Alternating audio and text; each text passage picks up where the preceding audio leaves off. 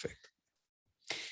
Hola, muy bienvenidos a quienes nos están viendo. Hoy estamos con el profesor Nicolás Magner. Él es uno de nuestros académicos de la Facultad de Economía y Empresa de la Universidad Diego Portales. Nicolás es PhD en Management, mención Finanzas y magíster de la Universidad Adolfo Ibáñez y es ingeniero agrónomo de la Universidad de Chile.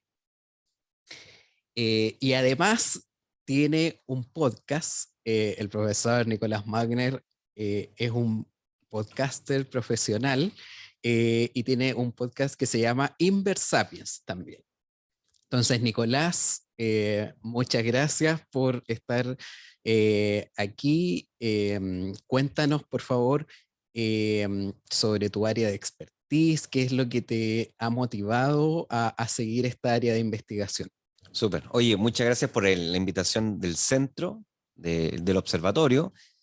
Eh, Creo que es una extraordinaria posibilidad para que los académicos podamos conversar de lo que está pasando y a través de lo que está pasando entender o ayudar a entender al resto por qué pasa lo que pasa.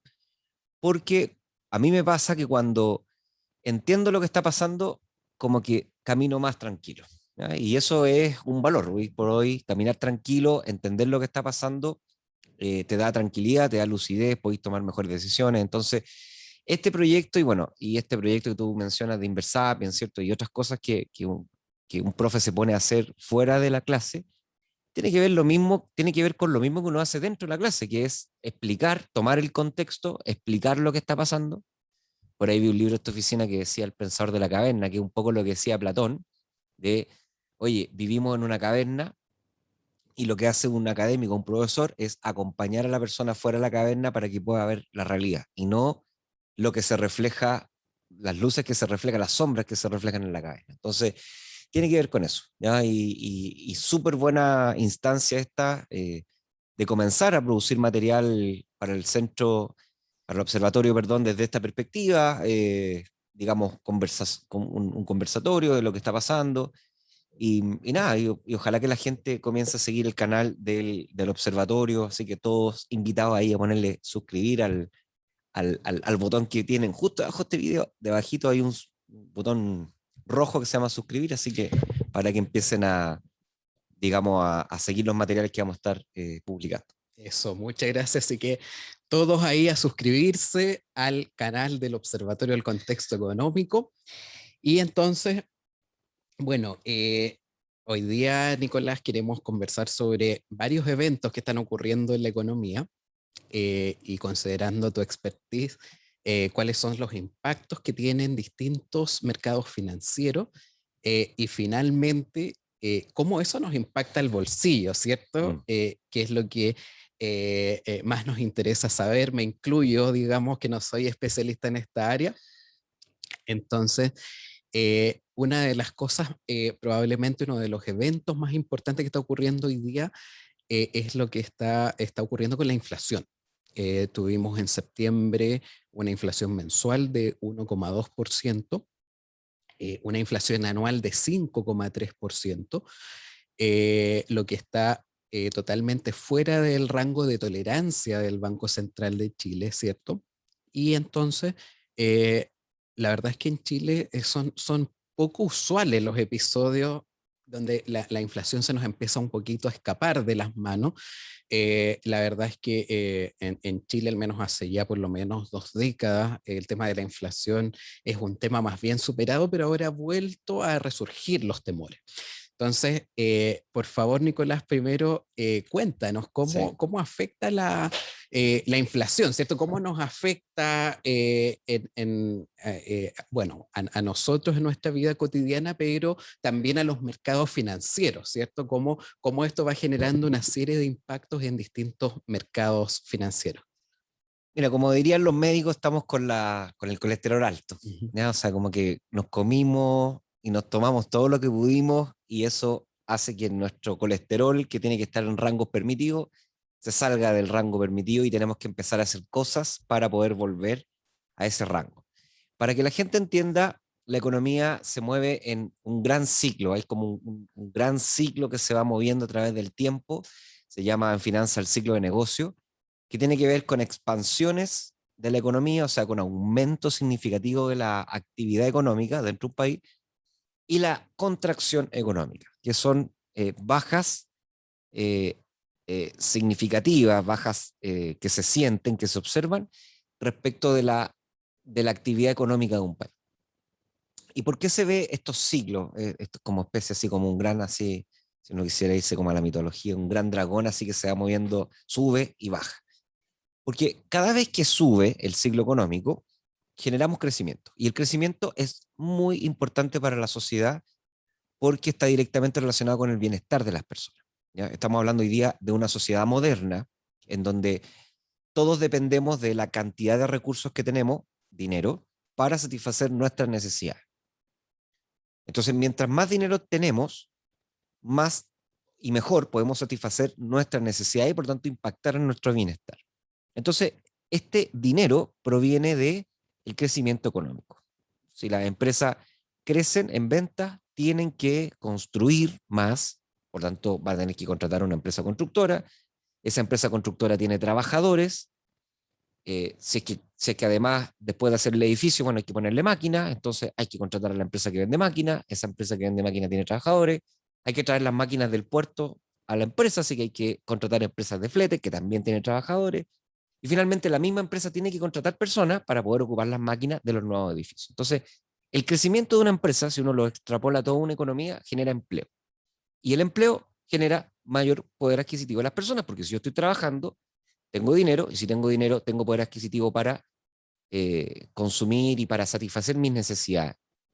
Necesidades de alimentación, de educación, de abrigo, de seguridad, y después necesidades que son menos concretas, pero igual de importantes, como la entretención, como sobresalir, como, qué sé yo, digamos, la última que dice Maslow, que es como de trascender, ¿ya?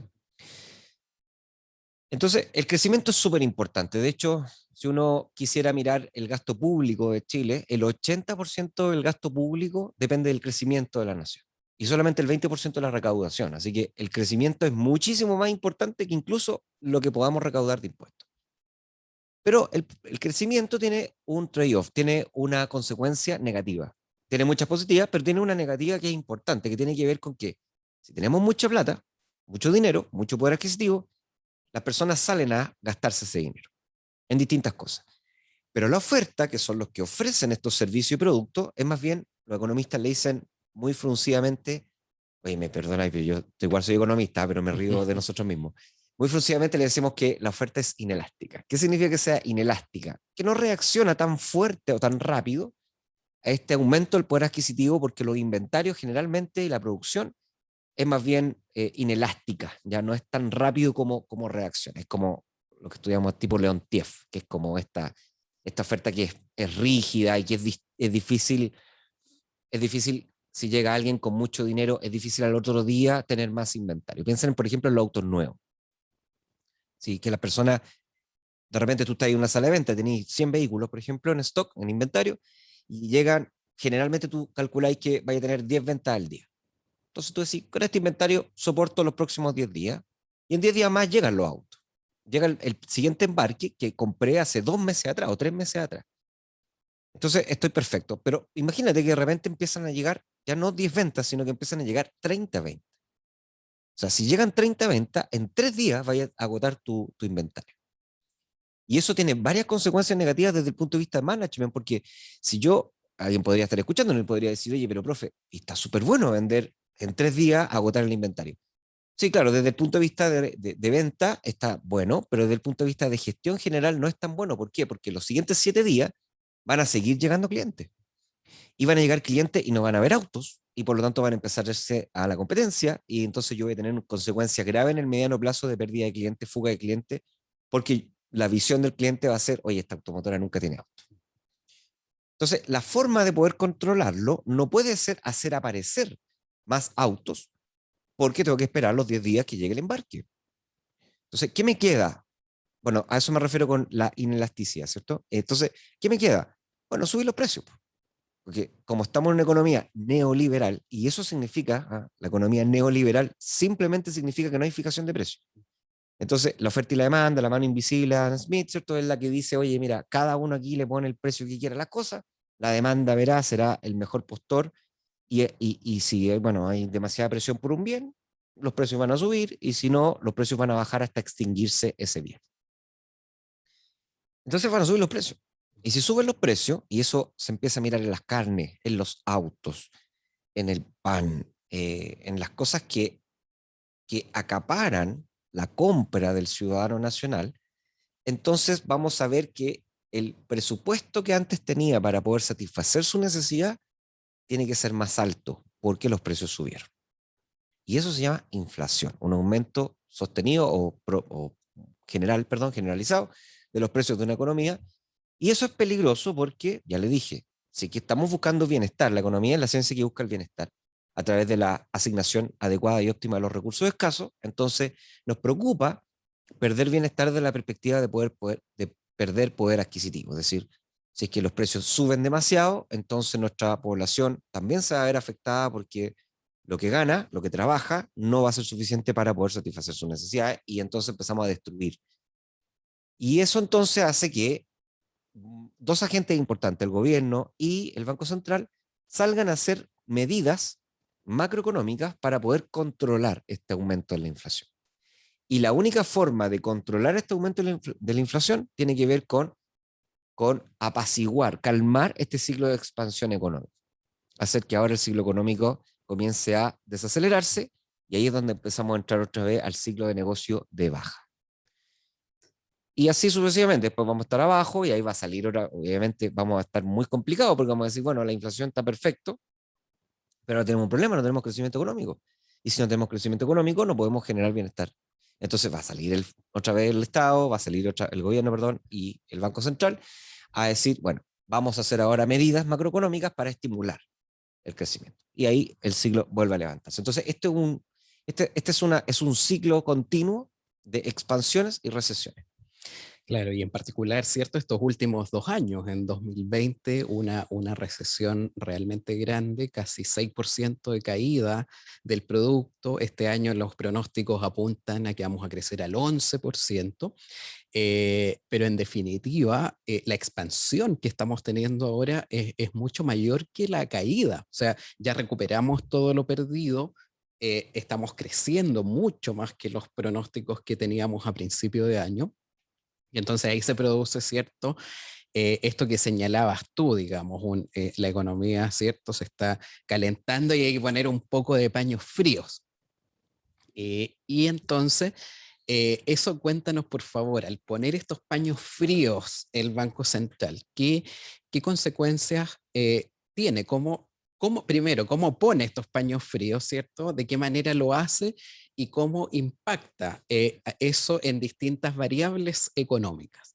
Ya, súper buena pregunta. Mira, y qué bueno tu comentario de que hay un mayor crecimiento. Es verdad, caímos fuerte como toda la economía, pero Chile tuvo la recuperación más vigorosa de la región.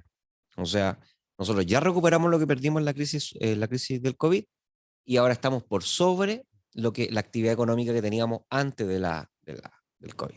Lo cual está muy bien, pues tenemos índices de vacunas, una cobertura de vacunas gigantescamente alta, comparado a la región y al mundo incluso, y tenemos muy, muy, muy buenas tasas de crecimiento. Pero ¿cuál es el problema? Que uno puede crecer de dos formas. Es como esto cuando uno quiere hacer crecer los músculos, ¿ya? Podía hacerlo con esteroides o podía hacerlo con ejercicio y alimentación. Entonces, en la economía pasa lo mismo. Tú la economía la puedes hacer crecer con esteroides o la puedes hacer crecer con entrenamiento y con alimentación, que sería la forma saludable. En el caso de la economía, el esteroide tiene que ver con inyectar dinero en la economía. Entonces estamos viendo todas las consecuencias de dos políticas importantes, que son políticas fiscales. Una tiene que ver con los bonos, ¿cierto? La fuerte expansión en los bonos que se asignó desde el año pasado, y también las consecuencias de los retiros de los fondos de pensión. Ambas ha hecho que la gente tenga mucha liquidez para poder consumir y por tanto la economía está creciendo a base de esteroides. ¿Cómo sería una economía creciendo en base a entrenamiento y alimentación? Inversiones y productividad. Si nosotros tuviésemos una economía que estuviese aumentando la inversión, o sea, tuviésemos las personas del país y extranjeros estuviesen interesados en venir a hacer producción acá en Chile, sería una expansión económica basada en la inversión, lo cual es absolutamente necesario y deseable. O las mismas empresas que están en el país son capaces de lograr mejores resultados con los recursos que tienen. Y eso se llama productividad. Y ambas cosas no están ocurriendo porque ya sabemos lo que está pasando a nivel de inversión en el país. Vamos a hablar un poquito de eso en adelante, un poquito más adelante. Y tampoco tenemos aumentos razonables de productividad porque de hecho venimos de un escenario de adaptación productiva fuerte que tuvo que ver con este confinamiento, ¿cierto? Y tratar de hacer las cosas. Probablemente algo de productividad ganamos dejando de viajar, dejando de movernos, algo de productividad puede haber ahí, pero la verdad es que no hay ninguna evidencia fuerte de decir que nuestra productividad como país mejoró. Entonces, bueno, todas estas cosas, el crecer con esteroides hace que se empiece a acumular esta inflación. Y lo que hace el Banco Central se llama técnicamente una política monetaria contractiva. O sea, sale a trabajar con la tasa de interés de la economía para poder hacer que el precio del dinero, o sea, la tasa de interés, sea mayor. Y no la sale a fijar. Cuidado acá con la audiencia que diga, mira, no, yo ya sé, el Banco Central fija la tasa. No, porque estamos en una economía neoliberal. Por tanto, no podemos fijar ni un precio, tampoco la tasa de interés. Lo que pasa es que el Banco Central, dado el tamaño que tiene, es un actor muy relevante del concierto financiero mayorista, ¿ya? El famoso OMA, el mercado de operación abierta, en donde están los bancos, la AFP, la aseguradora, y que son mercados en donde van estos institucionales que son ballenas nacionales de dinero y van a interactuar con este mega ballena que se llama Banco Central, intercambiando dinero a plazo. Entonces, siempre estas mega ballenas, que son los bancos, ¿cierto? Necesitan dinero. ¿Por qué necesitan dinero? Porque se endeudan con el Banco Central de tal manera de obtener dinero y así poder prestarle a sus clientes a través de sus productos crediticios. Créditos de consumo, crédito hipotecario, todas esas cosas. Entonces, ¿qué es lo que hace el Banco Central? Si el Banco Central ve que hay demasiada alta la inflación, ya estamos fuera de meta, entonces el Banco Central dice, perfecto, mira, yo voy a dejar una oferta de dinero disponible que permita que la tasa de equilibrio, de tasa de interés de equilibrio de estas operaciones de pedir prestado y entregar a los bancos, esté en torno a una tasa más alta que se llama la tasa política monetaria. ¿Y por qué? Porque, bueno, si yo soy el Banco Central, patrimonio de todos los chilenos, necesito definir cómo yo voy a ir generando mi oferta de dinero de tal manera de que no quede a libre albedrío del que se le ocurra dentro del Banco Central cuánto dinero poner en oferta en el mercado. Entonces le dice, mira, la tasa va a ser, en este caso, ha subido, ¿cierto? Veníamos de 0,5, después subimos a 1,5, a 1,25, ahora estamos en 2,75. Exacto. Entonces, le dice al banco, le dice a la rueda, al mercado de operaciones abiertas, le dice, mira, yo Banco Central voy a seguir ofreciendo dinero, pero voy a ofrecer tal cantidad de dinero que la tasa de interés está en torno a este 2,75. Entonces, ¿qué es lo que hago para que suba el precio de algo? Bueno, ofrezco menos dinero. Entonces, las licitaciones semanales, ahora empiezo a ofrecer menos dinero. Eso hace que los bancos peleen más entre ellos a través de un mayor precio, mayor tasa de interés, y por lo tanto, el banco se endeuda más caro. Y como el banco se endeuda más caro, entonces va a prestar más caro.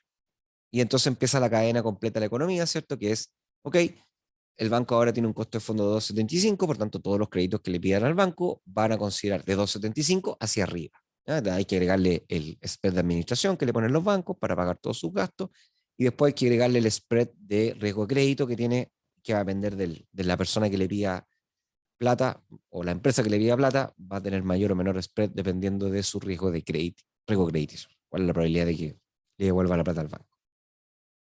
Entonces, eso hace que el precio del dinero suba. Y cuando en una economía el precio del dinero sube, entonces inmediatamente el primer efecto es que ahora es más caro gastar el dinero.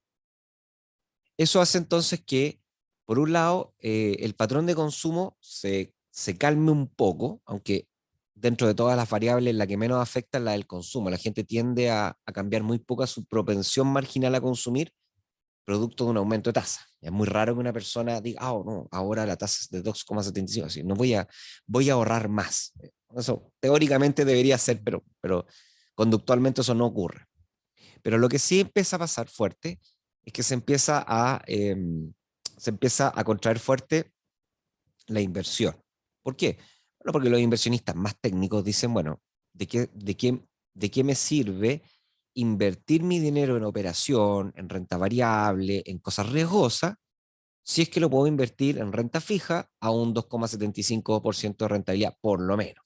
Entonces empieza a ver un poco así como, empieza a ver como más intención de invertir en renta fija que ponerlo en la operación del país, y eso empieza a debilitar la inversión, ¿no?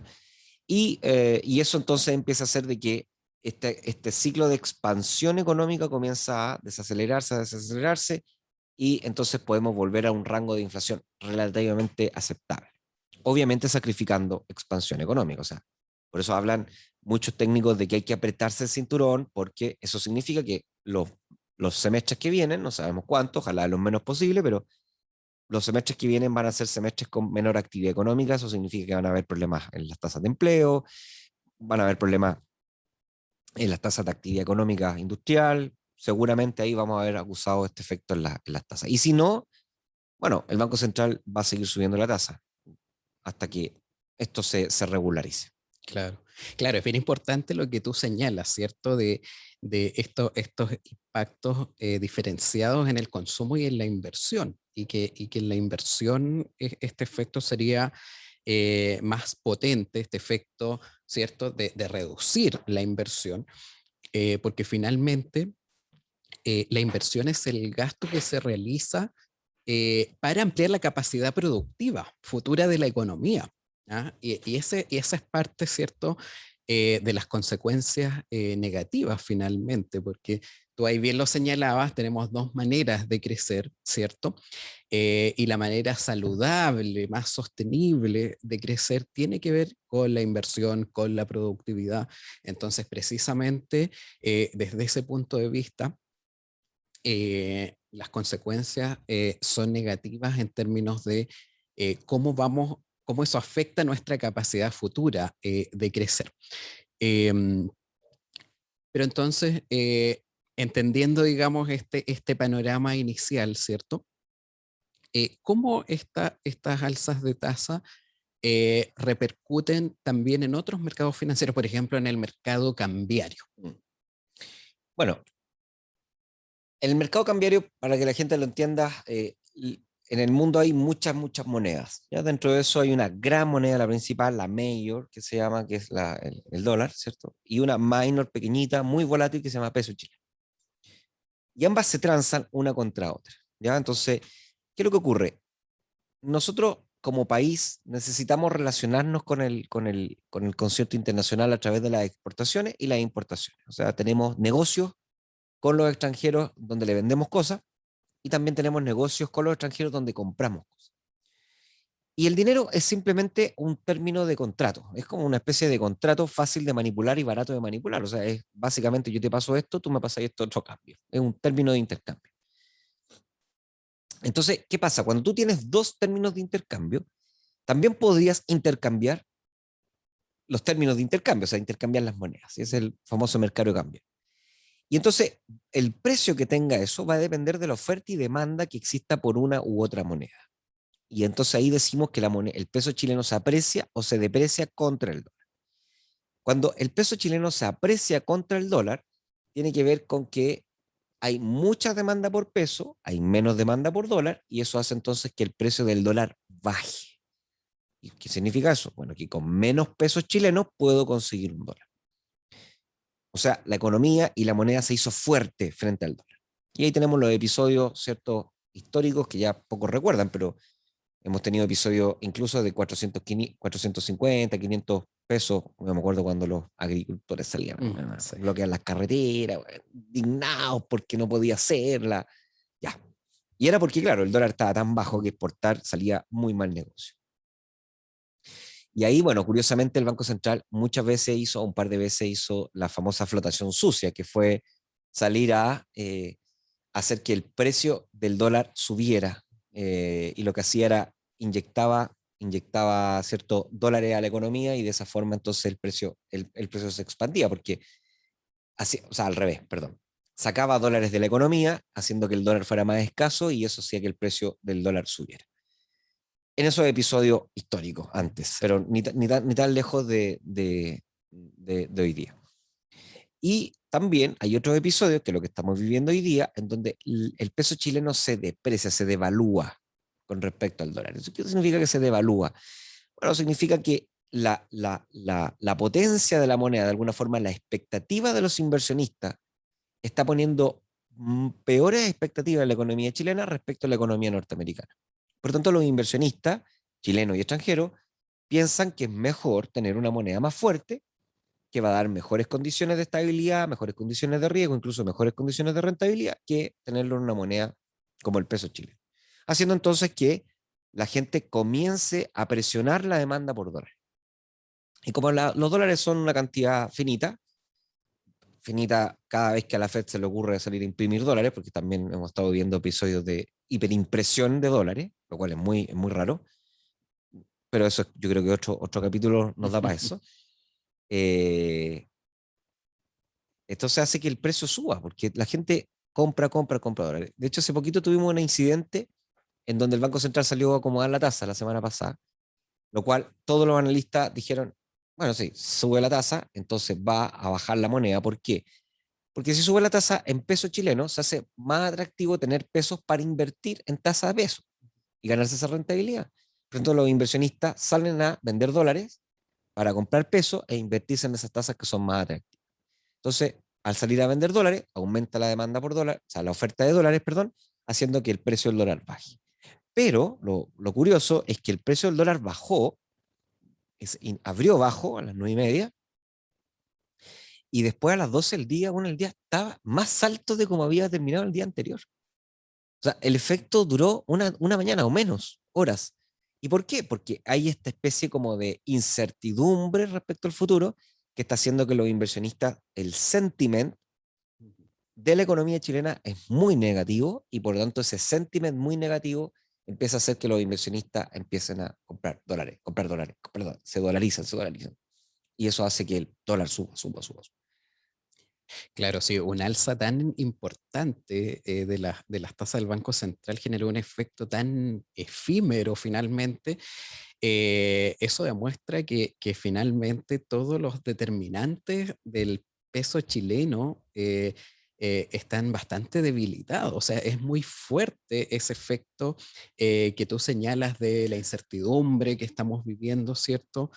Em, el peso ha tenido un desempeño bastante malo comparativamente, El ¿cierto? El peor peor, de de hecho. todas las monedas. O sea, eso nos dice algo que es bien preocupante y es complejo porque finalmente también esta depreciación cambiaria a su vez está retroalimentando esta inflación. O sea, al final es un círculo vicioso el que estamos viviendo, digamos. Claro, porque la economía chilena es una economía que depende fuertemente del dólar. Nuestra energía está indexada al dólar porque importamos energía y además nuestra comida está indexada al dólar porque toda nuestra base de comida está importada, todos los granos, todas las cosas, la soja, todas las cosas que se importan, los commodities, que vienen a alimentar los fertilizantes también, que vienen a alimentar los suelos donde crece nuestra hortaliza, el grano que comen los animales que después se consumen a través de carne. O sea, todas estas cosas está en base a dólar. Entonces, si aumenta el dólar, efectivamente aumentan los costos de la empresa y por lo tanto también aumenta el precio de los productos. Lo mismo el retail, si uno va a cualquier retail, probablemente se van a encontrar con una mezcla de 80% producto extranjero, 90% producto extranjero, 10% producto nacional. Nosotros casi no tenemos manufactura nacional, ninguna tele, ninguna nada se produce acá en Chile. Entonces, somos una economía minera y agrícola. Eh, Algo de pesca tenemos, algo de forestales también tenemos, pero somos una economía de commodities. Por lo tanto, todas las cosas que se consumen, saque la cuenta usted ahí que nos está viendo cómo gastó su sueldo y las cosas de tecnología, los autos, los materiales de construcción, todas esas cosas son cosas traídas de afuera. Entonces, todo eso está indexado. Entonces, si el dólar sube, al que lo trae le sale más caro y bueno, lo va a vender más caro. Y como la gente tiene plata, por todo este tema que explicamos anteriormente, la gente lo va a comprar igual. Haciendo entonces que este círculo de expansión económica en realidad sea a base de esteroides y cuya consecuencia es una inflación peligrosamente desatada. Ujú. Justamente, Nicolás, y a propósito de eso, entonces, ahora que ya Ojalá sabes, que nos escuchen nuestros amigos políticos. eh, ojalá nos Juan tiene hartos amigos escucharan. políticos, yo creo que lo van a hacer. Sí, esperemos que, que nos escuchen y que se suscriban al canal. Oye, sí, yo Y, se lo enviaría a varios diputados y senadores. y también, bueno, a propósito de ahí de algo de que tú comentabas de este aumento del precio del dólar, y su impacto en los productos, ¿cierto? Que importamos, en particular las gasolinas. Ahí recordarles que el Observatorio del Contexto Económico publica todas las semanas un boletín del precio de los combustibles, donde se hacen proyecciones respecto a lo que va a pasar en las próximas semanas con el precio de las bencinas. Así que ahí ustedes también, para que como consumidores puedan tomar mejores decisiones con nuestras señales. Así que ahí, para que puedan acceder a nuestro sitio web, y todos los jueves nosotros publicamos este boletín. Nicolás, y bueno, ahora sabiendo, digamos, gracias a todo lo que tú nos has explicado, de estas alzas de tasas, ¿cierto? Del Banco Central, que se van a traducir en alzas de tasas finalmente de los créditos que toman las personas. Tú ya nos explicaste que la tasa política monetaria es una señal, ¿cierto? No es que esa va a ser el precio que va a regir en los mercados, pero sí es una señal y que nos indica que finalmente los créditos, ¿cierto?, se van a encarecer. Entonces, considerando eso, ¿tú qué recomendaciones les harías a la gente respecto al endeudamiento, a los créditos hipotecarios, los créditos de consumo? Si alguien está pensando en comprar una casa, ¿hay que hacerlo ahora mismo o hay que esperar? ¿Qué consejos tú le podrías dar a las personas que nos escuchan? Bueno, yo creo que el primer consejo, siempre la vía es más sencilla de la que uno crea, y esto vamos a hacer Pareto óptimo, como digo yo, o sea, vamos a dar un par de consejos, dos o tres consejos, con eso tienen, pero de más, no hay más a la vuelta de la esquina, es bien fácil. Aquí es cuando uno dice, bueno, ¿para qué estudia tanto si al final la vida es tan fácil? Lo primero tiene que ver con cuidar muchísimo el gasto. Yo, si tuviese que implementar un plan para poder resistir a esto que va, o no resistir, si tampoco esta cuestión, o sea, son ciclos. Vamos a tener ciclos que nos gustan, ciclos que no nos gustan, y así es la vida, ¿ya? Pero para poder pasar mejor este ciclo, yo diría que controlar el gasto es clave, ¿ya? Entonces, todas las cosas que se puedan postergar, eh, hay que postergarlas. Y aquí estoy hablando de tal vez algún viaje al extranjero, algún cambio, no sé, cambio de auto o cambio o algún arreglo en la casa o cualquier cosa que involucre un gasto que pudiésemos decir, bueno, si no lo hago, puedo estar 6 meses más sin esto. La verdad es que es bueno postergarlo un poco, ¿ya? Eso sería el principal. Ojalá llevar un presupuesto, ojalá controlar el gasto, monitorear el gasto, ¿ya? ¿Por qué? Porque mientras más ahorros tengas, entonces evidentemente vas a tener un mayor colchón, ¿cierto? Un mayor caja efectivo eh, para poder enfrentar mejor un episodio de contracción económica. ¿Qué, ¿Qué conlleva un episodio de contracción económica? Un fuerte impacto en el mercado laboral. Entonces, ahora, no soy especialista, pero no todo el mercado laboral se impacta de la misma Ujú. forma, hay distintas Exacto. sensibilidades, ¿cierto? O sea, lamentablemente en este país los segmentos más sensibles de empleo son los empleos de mujeres y los empleos de, digamos, capital de trabajo, capital humano de, digamos, de la base de la pirámide, ¿ya? Exactamente. Entonces, si además eres mujer y además estás en un nivel intermedio de la pirámide, bueno, con mayor razón es bueno tener estos recursos para poder soportar estos problemas, ¿cierto?, en el mercado laboral, producto de esta desaceleración. Eso sería como el primer consejo. El segundo consejo creo que tiene que ver con el tema de las inversiones. Todo el mundo dice, bueno, ya, ¿y qué hago con mis inversiones? Dime algo respecto a las inversiones. Bueno, ¿qué le podríamos decir? Podríamos decir que hoy día un buen negocio, por ejemplo, es estar dolarizado. O sea, privilegie, si tiene efectivo, privilegie estar en dólares.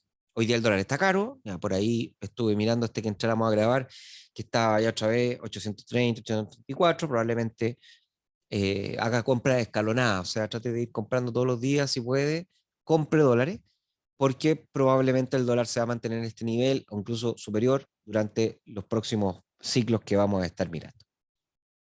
O sea, el dólar no va a retroceder, ¿ya? Y no va a retroceder principalmente porque estamos viviendo un episodio de incertidumbre política y social grande en este país y porque la economía norteamericana está fuerte y además el Banco Central ya no tiene muchos más recursos como para poder salir a hacer estas como intervenciones de moneda, cosa de hacer que el dólar se calme, pero para poder controlar la inflación. Así que si puede, compre dólares y invierta y ojalá invierta en cosas que sean líquidas, ¿ya? O sea, privilegie renta variable, privilegie fondos indexados internacionalmente. Ahí están los famosos ETF, podríamos después grabar un episodio especial de estos fondos indexados internacionales que hoy día se pueden comprar desde el país y se puede invertir o estar expuesto a la rentabilidad de otras economías eh, y además al dólar. Entonces de esa forma uno puede estar mejor preparado, mejor protegido. También hay algunos fondos que están, digamos, nacionales, busque por ahí en sus proveedores de inversión, pregunte por fondos que estén indexados a inflación, que también puede ser una buena alternativa para estar invertido en inflación. Y respecto al mercado inmobiliario, las tasas, digamos, 2,75 es el costo de fondo. Después tenéis que agregarle a eso todas las cosas que dije, hoy día las tasas de hipotecario deben estar 5,5. Entonces es caro. ¿Por qué es caro? Porque la rentabilidad de un activo inmobiliario promedio en Santiago, en el Gran Santiago, es de 5,55, 4,5% de rentabilidad. Entonces, el costo de financiarse está siendo más alto que la rentabilidad que te entrega el activo en promedio. Eso obliga a dos cosas. Una, a esforzarse mucho más para encontrar un activo atractivo que te entregue una rentabilidad mayor que del 5,5%. Dos, esperar. ¿Ya? Esperar, invertir en otras opciones, como yo les mencioné, hasta que el costo de financiamiento, digamos, vuelva a caer, como estábamos antes del 2019, antes de noviembre, octubre del 2019, y ahí entrar a invertir a tasas de 2,5%, entendiendo que la rentabilidad promedio está como en 4,5%, 5% por ahí anda la rentabilidad del Gran Santiago, promedio. En Providencia mucho menos, en Vitacura mucho menos, en Las Condes mucho menos, pero en otros países, en otras comunas más emergentes, como Estación Central, Renca, Huechuraba incluso, tiene rentabilidades sobre el 5. Entonces, ahí hay que ser bien técnico. En este minuto, el que se quiera meter al mercado inmobiliario tiene que meterse muy técnico. O sea, hay que saber bien cómo evaluar eso y entrar. Si no, mejor abstenerse y estar invertido en otra cosa. Ahora, ¿es el momento de comprarme la casa propia? No. No, definitivamente no, porque si yo me voy a comprar una propiedad para vivir ahí en la propiedad, entonces la rentabilidad que le voy a sacar es cero. Por tanto, me va a salir mucho más caro vivir en una casa propia que vivir en una casa arrendada. Entonces, eso va a, digamos, a imprimirle mucho más dinamismo al mercado del arriendo. Probablemente los precios del arriendo ya están subiendo producto de la inflación también. Y vamos a ver una etapa de un poco de contracción de la industria inmobiliaria porque, by the way, esa es una de las industrias que más mueve el ciclo económico de Chile. Entonces, vamos a ver ahí probablemente, yo no me la voy a dar de brujo, pero probablemente vamos a ver que varias constructoras van a tener problemas en cerrar las promesas, que las cerraron a tasas más altas y que finalmente las van a tener que escriturar a una tasa mucho más alta. Y eso va a traer harta deserción. Y ahí es donde, bueno, va a haber un mayor stock de vivienda y también debería acomodarse un poquito el precio a la baja. Perfecto. Oye, muy, muy interesante estos consejos. De repente Hay muchas creencias, mitos que andan circulando. A veces uno lee que siempre es buena opción comprarse un inmueble para invertir. Y ahí tú nos señalabas que hoy claramente no es el momento más adecuado, salvo, ¿cierto? Un análisis más detallado, que se fije bien en qué lugares, ¿cierto? Uno va a comprar, pero definitivamente eh, todo indica que no es el mejor momento o el momento más propicio para ello. Así que muy, muy interesante todos los consejos ahí del profesor Magner.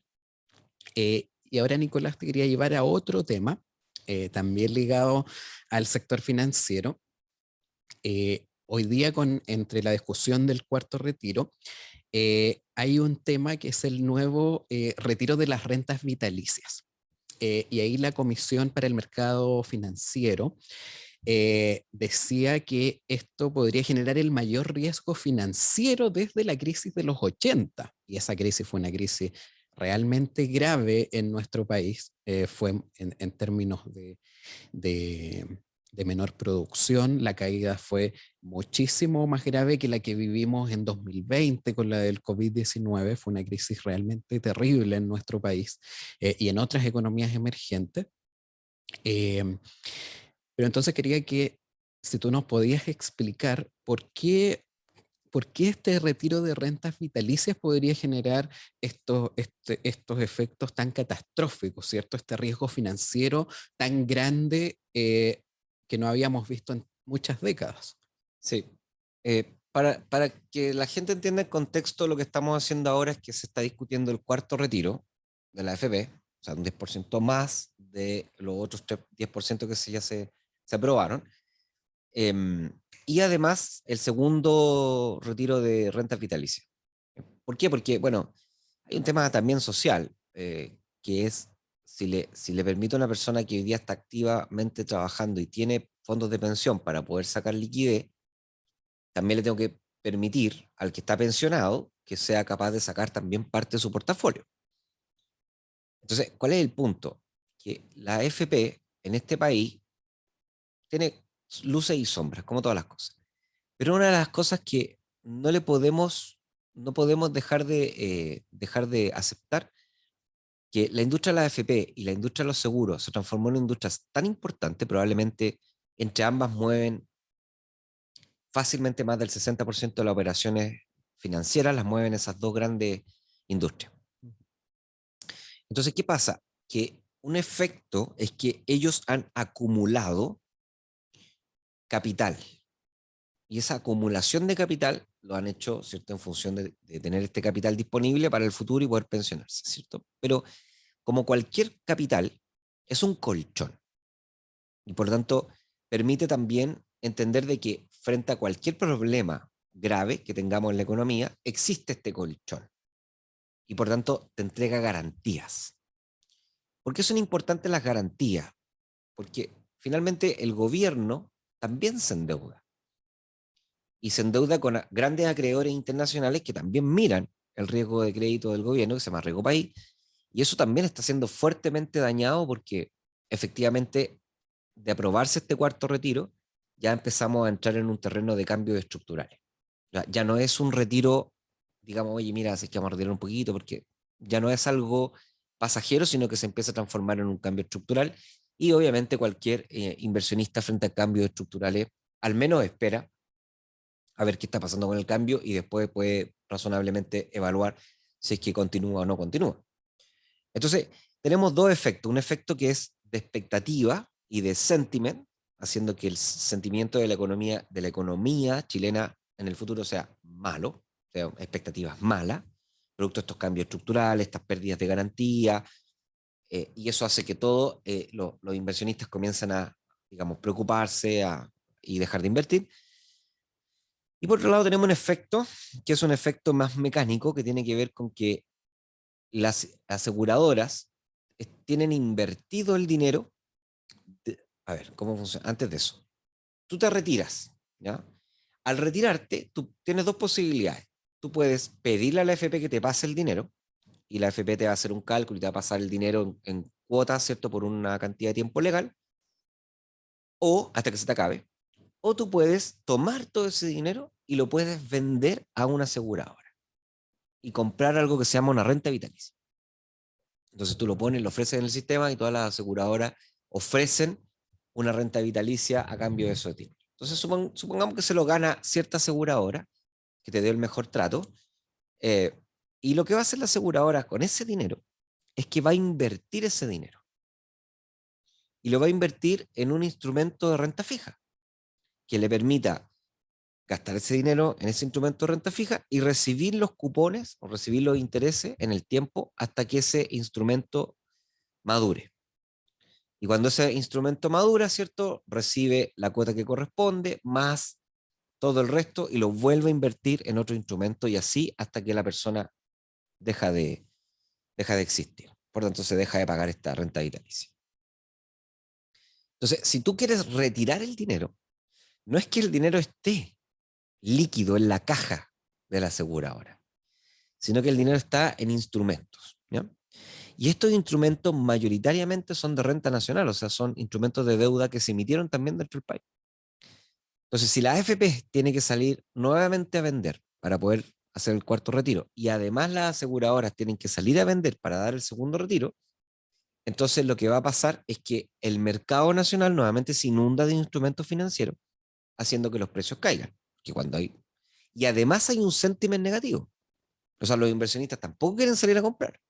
Y el Banco Central no tiene muchos más recursos para salir a hacer lo que hizo en el primer retiro, que salir él a comprar para que los precios no caigan.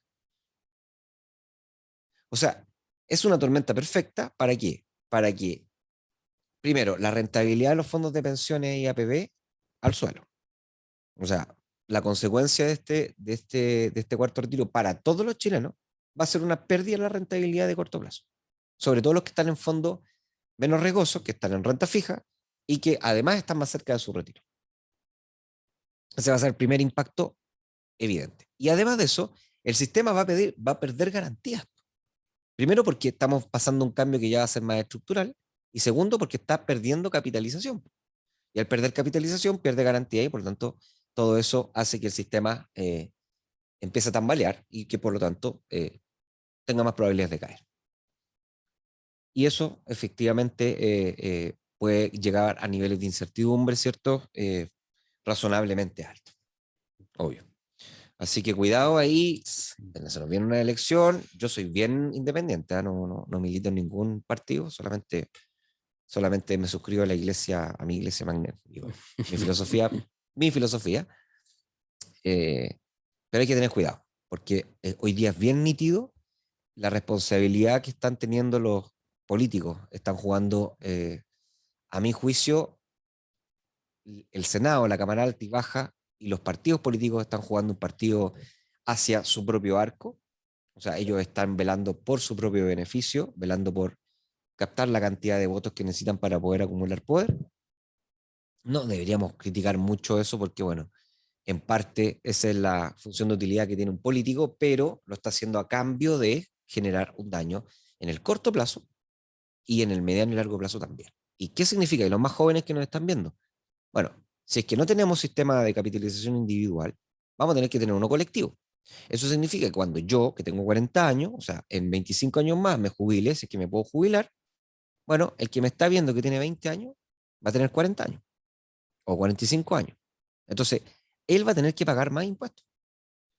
¿Por qué? Porque va a tener que pagarme la pensión. Claro.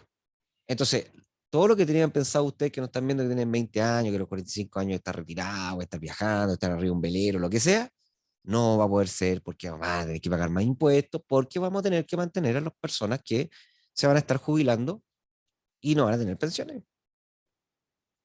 Exactamente. Y ahí los políticos sospecho que no van a estar.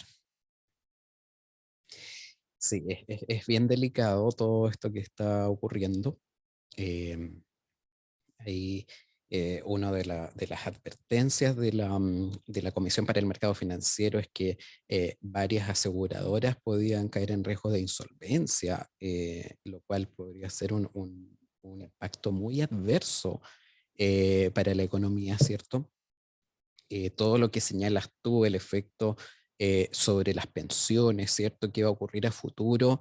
Es bien importante lo que señalas tú, sobre todo para bueno, hay un impacto en el corto plazo para los que están cerca de pensionarse o incluso los que ya están pensionados. O sea, por ejemplo, si quiebran algunas aseguradoras, las personas que tienen renta vitalicia, el Estado les va a asegurar solo el 70% de la pensión. Eso es bien importante. O sea, ahí podríamos ver efectos ya en las personas que se están pensionando, como dice Nicolás, el efecto de la menor rentabilidad en los fondos D, en el fondo E, que son los menos riesgosos, ¿cierto? Va a afectar precisamente a las personas que ya están cerca, ¿cierto?, de cumplir su edad legal de pensión. Pero además viene toda una serie de efectos futuros, ¿cierto? ¿Qué va a pasar con nuestro sistema de pensiones? Como bien dice Nicolás, en un contexto de envejecimiento de la población, ¿cierto? Cada vez vamos a tener más personas, ¿cierto?, que van a requerir pensión y cada vez menos personas que van a estar en la fuerza laboral activa, produciendo y generando ingresos con las que se van a pagar esas pensiones. Y lo otro que es bien importante, creo yo, sobre eso, es que hoy día, por ejemplo, tenemos una pensión básica solidaria que asegura un determinado monto, ¿cierto?, a todas las personas, un monto de pensión, pero eso está garantizado mientras hay sostenibilidad fiscal. Ese es el punto. O sea, eh, es cierto que eso no se va a derrumbar de aquí a mañana, pero si esta cosa en algún momento se vuelve insostenible, finalmente, en algunas décadas más, quizás ese es algo que hoy tenemos asegurado, pero en algún futuro quizás no va a estar asegurado. Eso ya lo vimos en países europeos, ¿cierto? Donde los estados finalmente no pudieron sostener los beneficios de pensión que daban porque cayeron en crisis fiscales.